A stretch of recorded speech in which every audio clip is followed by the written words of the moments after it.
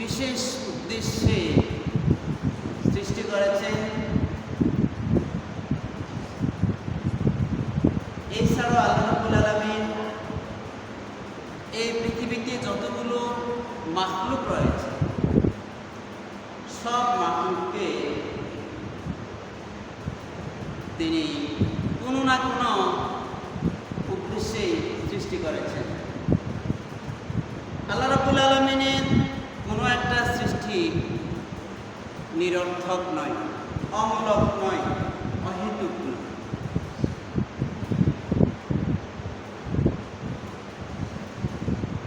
এজন্য আল্লাহ রাব্বুল আলামিন বলেন,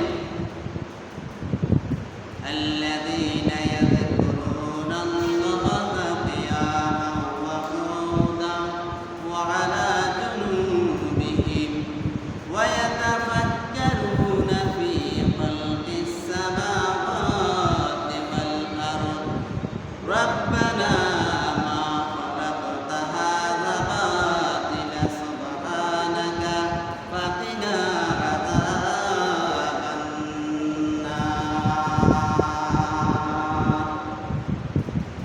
আমার বান্দাদের মধ্য থেকে যারা বিজ্ঞ, যারা জ্ঞানী, যারা বিচক্ষণ, তারা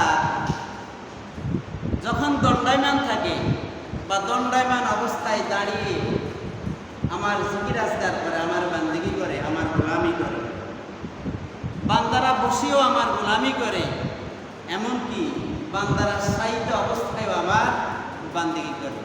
অর্থাৎ আমার বান্দার দণ্ডায়মান, বসা এবং শায়িত কোনো একটি অবস্থায় আমার গোলামি থেকে খালি নয়, সে সর্ব অবস্থায় আমার গোলামি করে। এবং আমার সৃষ্টিরাজি নিয়ে সে কি করে চিন্তা গবেষণা করে, ফিকির করে, এবং সে বলে ওয়ায়াতাফাক্কারুনা ফি খালকিস সামাওয়াতি ওয়াল আরদ, সে আসমান এবং জমিনে আমার যে সকল সৃষ্টিরাজি রয়েছে সেগুলো নিয়ে ভাবে, ভাবতে ভাবতে একটা চিন্তায় সে পৌঁছে যায়, অথবা সে যদি কোনো কিছু নাও বুঝতে পারে, সে যদি সিদ্ধান্তে নাও বুঝতে পারে, সে তখনও বলে রব্বানা মা খালাকতা হাযা বাতিলা, হে আমার রব, তুমি তো তোমার সৃষ্টিরাজির মধ্যে কোনো একটি সৃষ্টিকে নিরর্থক, অহেতুক, অমূলক, বিনা প্রয়োজনে, বিনা কারণে সৃষ্টি করো নাই। সুবহানাকা, তুমি এই নিরর্থক সৃষ্টি থেকে পবিত্র। অর্থাৎ যে ব্যক্তির কাণ্ড জ্ঞান নেই সে ব্যক্তি তো নিরর্থক কথা বলে, নিরর্থক কাজ করে। যে ব্যক্তি বিজ্ঞ এবং অভিজ্ঞ সে ব্যক্তির কোনো একটি কাজ নিরর্থক হয় না। জ্ঞানীর কোনো কাজ, কোনো কথা জ্ঞান শূন্য নয়। বিজ্ঞ লোকের কোনো কাজ, কোনো কথা বিজ্ঞতা থেকে খালি নয়।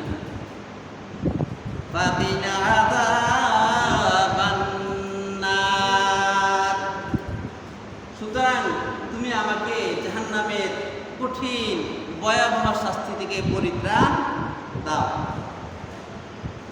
সম্মানিত মুসলিম কেরাম, আল্লাহ রাব্বুল আলামিন এই যে আসমান, জমিন, পাহাড়, পর্বত, নদী, নালা, গাছপালা, চন্দ্র, সূর্য থেকে আমরা যত কিছু দেখতে পাই, কোনো একটি সৃষ্টি নিরর্থক নাই।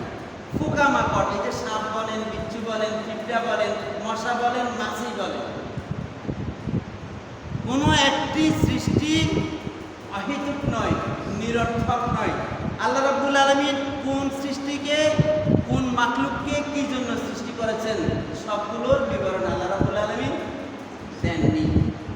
সেটা আমরা আমাদের প্রাথমিক জীবনে অথবা গবেষণা করে, অথবা প্রয়োজনে পড়ে, অথবা থেকে আমরা শিখি, আমরা জানি, আমরা জ্ঞাত হই, আমরা অবগত হই যে আল্লাহ রাব্বুল আলামিন এই প্রাণীকে এই জন্য সৃষ্টি করেছেন। আমাদের যে গবেষণা, আমাদের যে থিসিস, আমাদের থিসিসের বাহিরেও আল্লাহ প্রত্যেকটা প্রাণীকে, প্রত্যেকটা বস্তুকে, প্রত্যেকটা অণু এবং পরমাণুকে বিভিন্ন প্রয়োজনে সৃষ্টি করেছেন। আল্লাহ রাব্বুল আলামিন শুধুমাত্র দুইটি প্রাণীকে সৃষ্টির ক্ষেত্রে কী জন্য সৃষ্টি করেছেন সেই সৃষ্টির উদ্দেশ্যকে বলে দিয়েছেন। সেই দুটি প্রাণী, একটা হচ্ছে জিন আর একটা হচ্ছে মানুষ।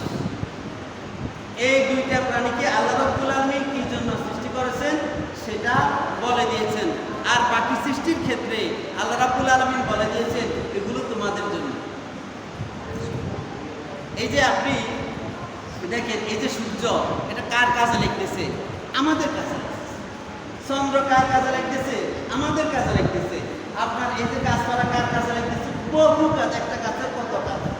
আপনি হয়তো বলবেন যে আমি এটা দিয়ে ঘরবাড়ি নির্মাণ করি, আপনার তারপরে এটা দিয়ে আমি জ্বালানি কাজে ব্যবহার করি। না, গাছপালা যদি না থাকে আপনি বাঁচবেনও না। ঘরবাড়ি তৈরি করে সেটা তো পরে ব্যাপার। অক্সিজেন, আমি আপনি যে নাইট্রোজেনগুলো ছাড়ি সেটা বৃক্ষগুলো গ্রহণ করে, সেই নাইট্রোজেনকে গ্রহণ করে তারা পিউরিফাই করে এটাকে আবার অক্সিজেনে পরিণত করে, আমরা সেটাকে আবার এইভাবে প্রত্যেকটা সৃষ্টির বা প্রত্যেকটা মাখলুকের বহুবিধ উপকারিতা এই জিন এবং মানুষের জন্য রয়েছে। তো আল্লাহ রাব্বুল আলামিন বলেছেন আমি জিন এবং মানুষকে কি জন্য সৃষ্টি করেছি? মা খালাকাতুল জিন্না ওয়াল ইনসা ইল্লা লিয়াবুদুন, আমি জিন এবং মানুষকে শুধুমাত্র, কেবলমাত্র, একমাত্র আমার ইবাদতের জন্য সৃষ্টি করেছি। ইবাদত মানে এটা নয় যে আমি সারাদিন শুধু মসজিদে বসে থাকবো, শুধু এটা ইবাদত। আপনার প্রত্যেকটা বিষয় ইবাদত। আপনি যে ঘুমাচ্ছেন সেটা ইবাদত, আপনি যে শ্বাস প্রশ্বাস ত্যাগ করছেন সেটা ইবাদত, আপনি যে খাচ্ছেন সেটা ইবাদত, আপনি যে পায়খানা প্রস্রাব করছেন সেটা ইবাদত, আপনি যে বন্ধু বান্ধবের সাথে তার কুশল বিনিময় করছেন, ভালো মন্দ জিজ্ঞেস করছেন সেটা ইবাদত। আপনি যে একজন ব্যক্তির দিকে তাকাইয়া সুন্দরভাবে মিষ্টি একটা হাসি দিচ্ছেন সেটা আবাদত। আপনি যে আপনার স্ত্রীর সাথে দাম্পত্য জীবন অতিবাহিত করছেন সেটা আবাদত। আপনি যে আপনার সন্তানকে খাওয়াচ্ছেন সেটা আবাদত।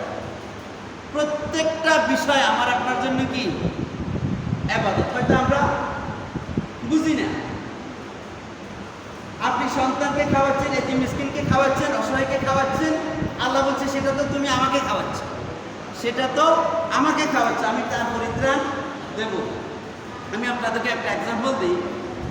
জৈনব ব্যক্তি তার সন্তানদেরকে স্বপ্নে দেখিয়েছে, বাবা আমার তরমুজ খেতে বড্ড ইচ্ছে হয়, আমার মনে চায় আমি তরমুজ খাই।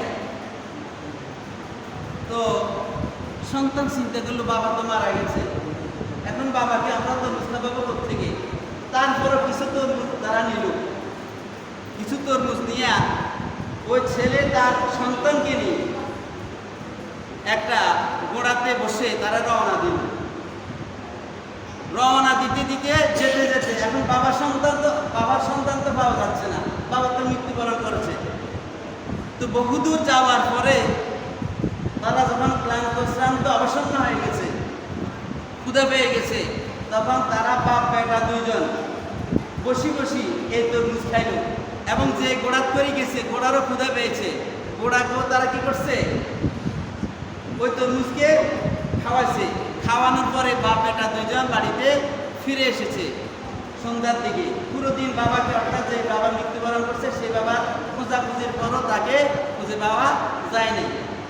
সন্ধ্যার দিকে বিমর্ষ চিত্তে হতাশ হয়ে, যেহেতু বাবাকে পায় নাই, বাবা তরমুজ খেতে চেয়েছিল, হতাশ হইয়া বাড়িতে ফিরে আসলো। রাত্রে যখন ঘুমেছে তখন বাবা আবার স্বপ্ন তোকে দেখা করলো সন্তানের সাথে, বাবা আমি তোমার তরমুজ খেয়ে পরিতৃপ্ত হয়েছি, আমার কাছে তোমার তরমুজ খেয়ে খুব ভালো লেগেছে। তখন সন্তান বাবাকে জিজ্ঞেস করলো, বাবা আমি তো আপনাকে খুঁজেও পাই নাই তরমুজ খাওয়ানোর জন্য, আপনি কোত্থেকে তরমুজ খেলেন? আর আপনি বলছেন আপনার কাছে খুব ভালো লেগেছে, আপনি তো তরমুজ খেয়ে পরিতৃপ্ত হয়েছেন। তখন বাবা প্রতি উত্তর করলো, বাবা তুমি আমার উদ্দেশ্যের তরমুজ নিয়ে আমাকে খোঁজাখুঁজি করতে গিয়ে যখন অবসন্ন হয়ে গেছ, ক্লান্ত শ্রান্ত হয়ে গেছ, সেই তরমুজ খেয়ে তুমি, তোমার সন্তান এবং গোড়া যেভাবে পরিতৃপ্ত হয়েছ, আল্লাহ রাব্বুল আলামিন জান্নাত থেকে আমাকে তরমুজ খাওয়াইয়া আমাকে পরিতৃপ্ত করেছেন। সম্মানিত মুসলিম কেরাম, এই জন্য একজন মুসলমানের, একজন আল্লাহওয়ালার কোনো একটি বিষয় ইবাদত শূন্য নয়, পুণ্য শূন্য নয়। শুধু যদি আমরা একটু আল্লাহ এবং তার রাসূলের, আল্লাহর দেয়া এবং তার রাসূলের বিধান অনুযায়ী চলতে পারি, প্রত্যেকটা জিনিস আমার ইবাদতে পরিণত হবে।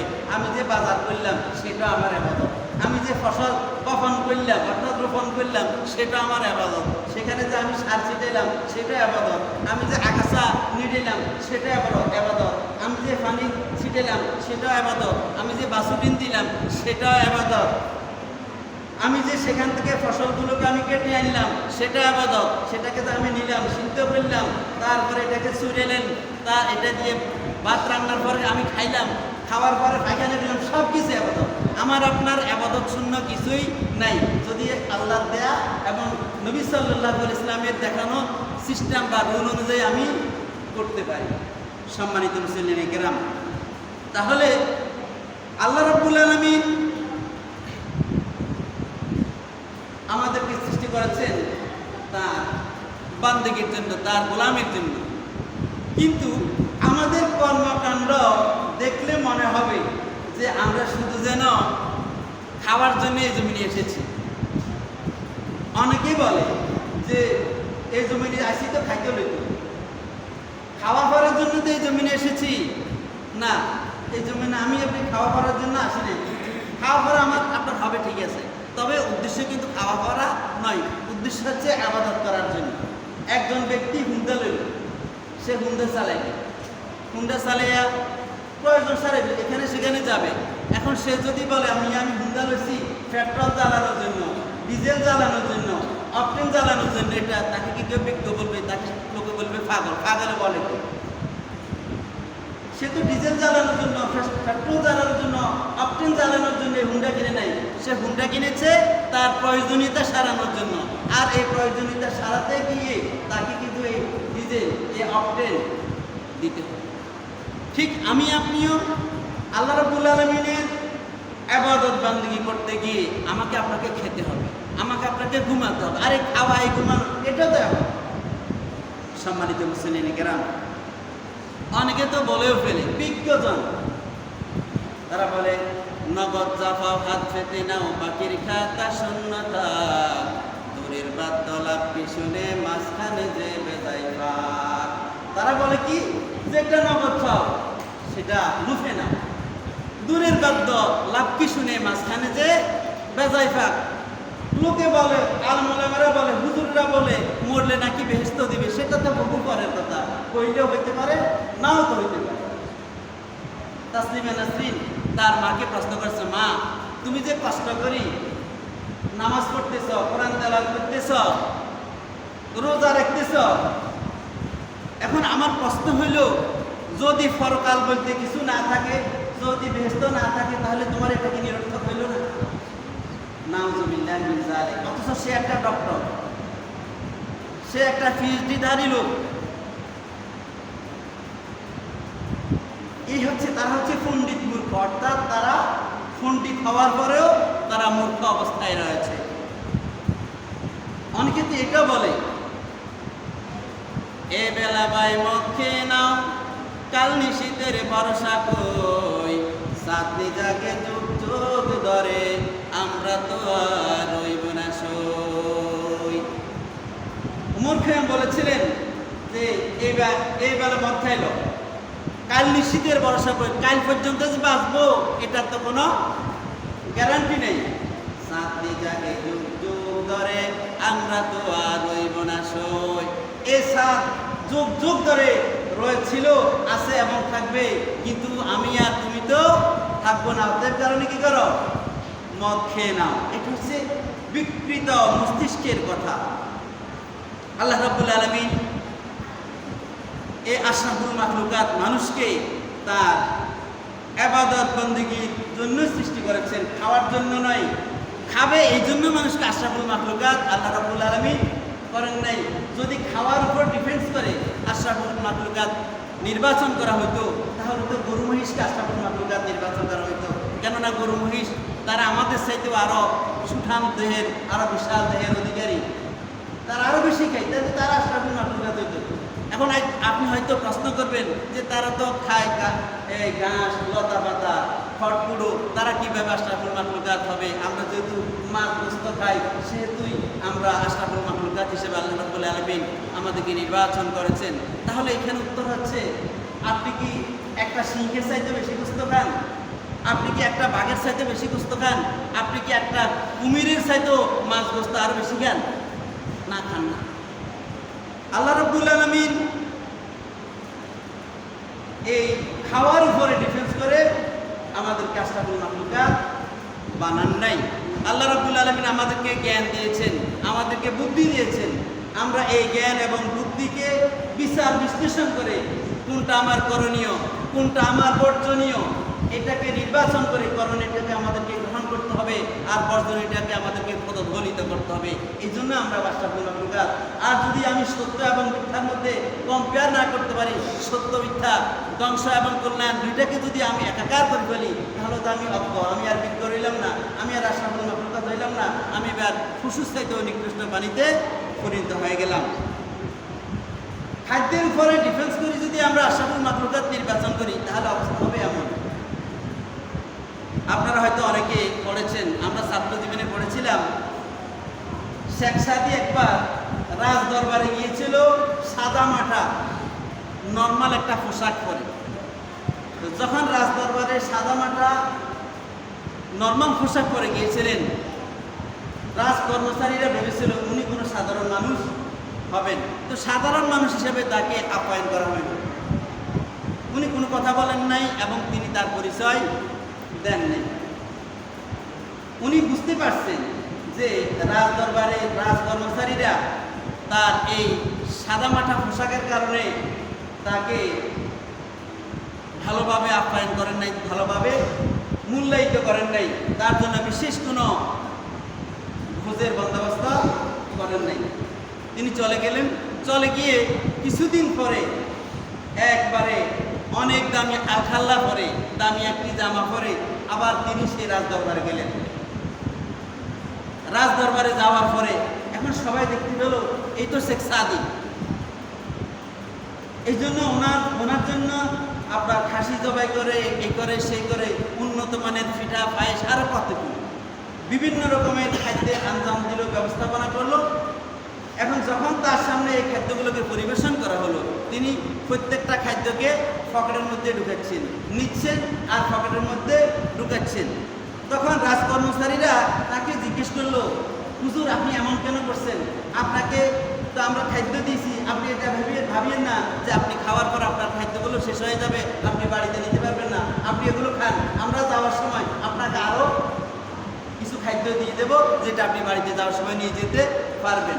তিনি বলছেন না, আমি এটা বাড়িতে নেওয়ার জন্য আমার পকেটে ঢুকাচ্ছি না। তখন ওনারা প্রশ্ন করলেন, তাহলে কেন আপনি আপনার এই খাদ্যগুলোকে পকেটে ঢুকাচ্ছেন? তখন উনি বলছেন, দেখো তোমরা তো আমাকে মূল্যায়ন করো নাই, এই খাদ্যগুলো প্রস্তুত করেছো আমার এই জামার জন্য। সবাই বললো, আপনি কেন এই কথা বলছেন? আমরা তো আপনার জন্য খাদ্যের ব্যবস্থাপনা করেছি, জামাকে আবার খাদ্য দিতে পারেন। উনি বললেন, তাহলে যেদিন আমি সাদামাটা পোশাক পরে তোমাদের কাছে এসেছিলাম, রাজদরবারে এসেছিলাম, তখন তো কই আমার জন্য এরকম বন্দোবস্ত হয়নি। আর যখন আমি এই দামি পোশাকটা পরে আসলাম, এখন আমার এই পোশাকের কদরের জন্য তোমরা আমার জন্য এত কিছু ব্যবস্থাপনা করেছ। অতএব কারণ আমি বুঝতে পারলাম এই খাদ্য আমার জন্য নয়, এই খাদ্য পোশাকের জন্য। সম্মানিত উপস্থিতি, তখন ওই রাজদরবারের কর্মচারীরা এই রাজকবি শেখ সাদির কাছে ক্ষমা প্রার্থনা করছে, আপনি আমাদের ভুলের জন্য আমাদেরকে ক্ষমা করে দেন। সম্মানিত উপস্থিতি, তাহলে আমরা বুঝতে পারলাম যে পোশাকে নয়, খাদ্যের উপরে ডিপেন্ড করে নয়, আল্লাহ রাব্বুল আলামিন যে আমাদেরকে একটা বিবেক বুদ্ধি দিয়েছেন, ভালো এবং মন্দের মধ্যে কম্পেয়ার করে ভালোটাকে গ্রহণ করার এবং মন্দটাকে পরিহার করার যে যোগ্যতা দিয়েছেন, এই যোগ্যতাকে আমরা যদি কাজে লাগাইতে পারি তাহলে আমরা হব সৃষ্টির মধ্যে সেরা সৃষ্টি। আর এটাকে কম্পেয়ার করে ভালোটাকে গ্রহণ এবং মন্দটাকে যদি বর্জন না করতে পারি তাহলে আমরা আশরাফুল মাখলুকাতের থেকে আমরা ছিটকে পড়ে যাব। প্রিয় উপস্থিতি, আমরা এই কোরবানির মধ্য দিয়ে আমরা বুঝিয়ে দিয়েছি রব্বুল আলামিন আমার জীবন, আমার মরণ, আমার বেঁচে থাকা, আমার মরে যাওয়া যত কিছু রয়েছে সব কিছু তোমার জন্য। ইন্না সলাতি ওয়া নুসুকি ওয়া মাহইয়ায়া ওয়া মামাতি লিল্লাহি রাব্বিল আলামিন। আমরা এই কথা বলছি না? গরু যে সময় জবাই করছি আমরা এই কথাগুলো বলছি না? কেউ নিজে বলছি অথবা কারো পক্ষ থেকে হুজুরেরা বলছে। মোট কথা হচ্ছে এই কথাগুলো আমরা বলেছিলাম। এখন ইবাদতের জন্য আল্লাহ রাব্বুল আলামিন আমাদেরকে যে সৃষ্টি করেছেন, ইবাদত মানে কি? গায়াতুত তাযাল্লুলি ফিল খুশু', জীবনের সর্বস্তরে চরম নতি স্বীকার করা, এটা হচ্ছে ইবাদত। আমরা নিজেদেরকে পরিচয় দিই কি? আমরা মুসলিম। মুসলিম মানে কি? আত্মসমর্পণকারী, অর্থাৎ সিলিন্ডারকারী, নিজেকে সঁপে দিয়েছে যে সে হচ্ছে মুসলিম। কিসের কাছে আমরা সঁপে দিয়েছি? আল্লাহর বিধানের কাছে। আল্লাহর বিধানের কাছে আমি আপনি সকলেই আমরা আমাদের নিজেদেরকে সঁপে দিয়েছি। আল্লাহ তুমি যাহা বলো, তুমি যেটা করতে বলেছ আমরা ঠিক সেটা করব, তুমি যেটা করতে বারণ করেছো, নিষেধ করেছো, আমি সেটা করব না। এটা আমি আপনি স্বীকৃতি দিয়েছি। মান আহাব্বা লিল্লাহি ওয়া বাগাদা লিল্লাহি ওয়া আতা লিল্লাহি ওয়া মানা লিল্লাহি ফাকাদ ইসতাকমালাল ঈমান।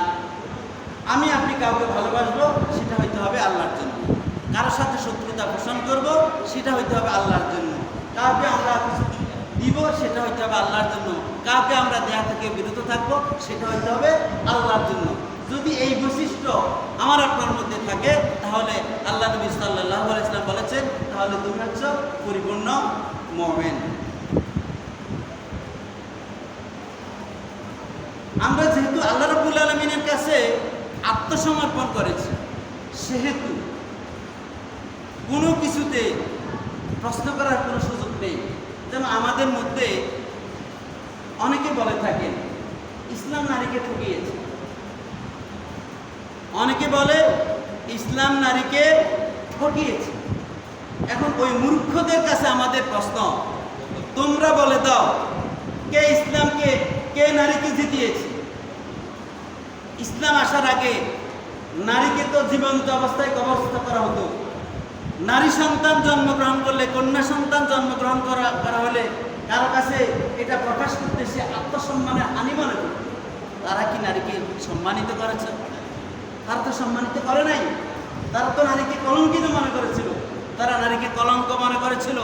আর সেই নারীকে ইসলাম সম্মানের আসনে সমাসীন করেছে। আল্লাহ নবী সাল্লাল্লাহু আলাইহি ওয়াসাল্লাম বলেছেন, খবরদার তোমরা কেউ কন্যা সন্তানের পিতাকে গালমন্দ করবে না। আমি মুহাম্মদ সাল্লাল্লাহু আলাইহি ওয়াসাল্লাম কন্যা সন্তানের পিতা। নবী সাল্লাল্লাহু আলাইহি ওয়াসাল্লাম বলেছেন, যে ব্যক্তি 3টি কন্যা সন্তানকে পাওয়ার পরে সন্তুষ্ট চিত্তে তাকে লালন পালন করলো অথবা সুপাত্রে পাত্রস্থ করলো, আল্লাহ রাব্বুল আলামিন তাকে জান্নাত দিবে। সাহাবায়ে কেরাম প্রশ্ন করলেন, ইয়া রাসূলুল্লাহ, যদি 2 সন্তানের পিতা হন? নবী সাল্লাল্লাহু আলাইহি ওয়াসাল্লাম বলছেন 2 সন্তান হলো। বলছেন যদি 1 সন্তানের পিতা হন? বলছেন 1 সন্তান হলো। তাহলে ইসলাম নারীকে কোথায় নিয়ে গেছেন? ইসলাম ছাড়া সকল ধর্মে কন্যাকে বিয়ে দিতে গেলে পিতৃপক্ষ অনেক সাই সম্পত্তি দিতে হয়, কিন্তু ইসলাম বলছেন কি না, তুমি কন্যাকে কি করতে হবে? মহর দিতে হবে। এটা ইসলাম ফরজ করে দিয়েছে, মহর দেয়া ফরজ করেছে। সম্মানিত উপস্থিতি, এইভাবে আরো বিভিন্নভাবে পর্দার বিরুদ্ধে কথা বলছে, প্রশ্ন তুলছে। কোন মুসলিম আল্লাহর কোন বিধানের ব্যাপারে প্রশ্ন তোলার কোনো সুযোগ নেই। যদি প্রশ্ন তোলে তাহলে বোঝা যাবে সে ব্যক্তি মুসলিম নয়। গোস্ত খাওয়া টুপি দেয়া তারে কয় মুসলমান, ও ভাই মুসলমান, মুসলমানের কি রাখছ নিশান।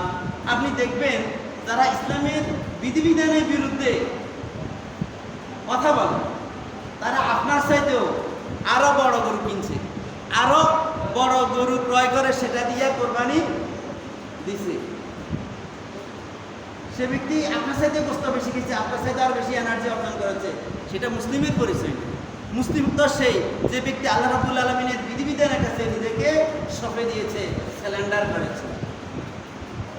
এরকম বহু জিনিস রয়েছে আপনার যুক্তিতে ধর্মে না, কিন্তু আপনাকে তারপরেও সেটা মানতে হবে। ধরেন কোনো একজন ব্যক্তির পশ্চাৎ পথ দিয়ে বায়ু নির্গত হইল, পিছনের রাস্তা দিয়ে বায়ু চলে গিয়েছে। এখন ইসলামের বিধান হয়েছে সে ব্যক্তি উভয় হাতের কনি সহকারে দিতে হবে, সমস্ত মুখ দৌত করতে হবে, উপর ভাইয়ের টাকু সহ দৌত করতে হবে, মাথার সাইড ব্যাগের এক ভাগ মাসে করতে হবে। এখন আপনি যদি বলেন এটা কেমন কথা রে, আমার পশ্চাৎ পথ দিয়ে বায়ু সরিয়ে গেছে, আর ইসলাম বলছে আমাকে উভয় হাতের কনি সহ ধোয়ার জন্য, মুখমণ্ডল ধোয়ার জন্য, উভয় ভাইয়ের টাকু সহকারে ধোয়ার জন্য এবং মাথার সাইড ব্যাগের এক ভাগ মাসে করার জন্য। এটা কি সাইন্টিফিক কথা হইল না? এটা কি যৌক্তিক কথা হইল না? আপনার বিবেকে ধরুক বা না ধরুক, আল্লাহ রাব্বুল আলামিন আপনাকে আমাকে যে নির্দেশ দিয়েছে সে নির্দেশ মানতে আমরা বাউন্ড, যদি আমরা নিজেকে মুসলিম হিসাবে পরিচয় দিতে চাই। সম্মানিত উপস্থিতি, আল্লাহ রাব্বুল আলামিন বলতে চাচ্ছেন যে তুমি অনেক কিছু দেখবে, মনে হবে যেন এটা তোমার জন্য কল্যাণকর, আসলে সেটা তোমার জন্য কল্যাণকর, সেখানে তোমার জন্য ক্ষতি রয়েছে। অথবা অনেক কিছু তুমি দেখতে পাবে যেটার মধ্যে তোমার জন্য মনে হচ্ছে যেন অকল্যাণ হবে, অথচ সেখানে তোমার জন্য কি রয়েছে? কল্যাণ রয়েছে। আল্লাহ বলছেন, আসা আন তাকরাহু শাইআন ওয়া হুয়া খায়রুল লাকুম, তোমরা অনেক কিছুকে তোমাদের জন্য অকল্যাণ মনে করো, অথচ সেটা তোমাদের জন্য কল্যাণকর। ওয়া আসা আন তুহিব্বু শাইআন ওয়া হুয়া শাররুল লাকুম, এমন কিছু বস্তু বা এমন কিছু বিষয় রয়েছে যে বিষয়কে তোমরা ভালোবাসো, অথচ সেটা তোমাদের জন্য ক্ষতিকর। কেননা আমাদের ব্রেন এটা হচ্ছে খুব লিমিটেড একটা শিশি, একটা শিশির মতো, একটা শিশির ভিতরে আপনি যদি 7 সমুদ্রের পানি সবগুলো ঢুকাইতে চান, এটা কখনো সম্ভব নয়। আমরা হচ্ছি সসীম। এই সসীম ব্রেনের মধ্যে অসীম জ্ঞান কখনো ধারণ করবে না।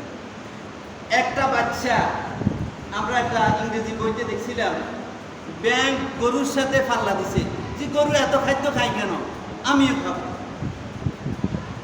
গরুও খাচ্ছে, ব্যাঙও খাচ্ছে, গরুও খাচ্ছে, ব্যাঙও খাচ্ছে, খেতে খেতে এক পর্যায়ে গিয়ে ব্যাঙ বাস্ট হয়ে গেছে। সেটা যাই হোক, বাস্তব হোক আর অবাস্তব হোক, কিন্তু ইংরেজি বইতে আপনারা অনেকে পড়ছেন, আপনারা অনেকে পড়েছেন, সম্ভবত ক্লাস 3-তে ছিল, এখন আছে কিনা আমি জানি না, তবে ছিল। তাহলে দেখেন, গরুর ফ্যাট আর ব্যাঙের ফ্যাট কি সমান নেই? সমান। আল্লাহ রাব্বুল আলামিন তার যে জ্ঞান, এই জ্ঞানের সামান্যতম, অতি সামান্য পরিমাণ পুরো সৃষ্টিকুলকে ভাগ করে দিয়েছে।